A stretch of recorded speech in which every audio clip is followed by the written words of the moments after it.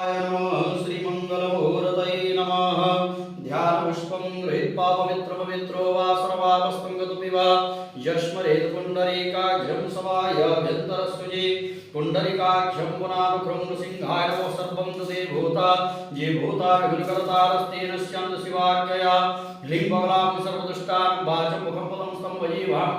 विनाशाय ह्लीं ॐ स्वाहा त्र्यम्बकं जजामहे शिवं दिं उर्वारुकमिव वन्दनान् मृत्युर्मुक्षीमामृतात् भगवते सर्वसदा शिवान् हस्ते पुष्पाक्षतं गृहीत्वा ॐ पुण्यं व्यवस्थित्यावयामि सदा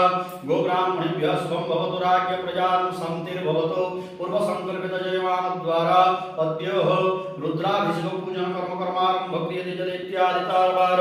ग्रह नक्षत्राणां मृतयोस्तु सर्वे नवग्रहाः रूपेण एकादशस्था भवता भवन्तु शुभं भवतु शुभं भवतु शुभं भवतु।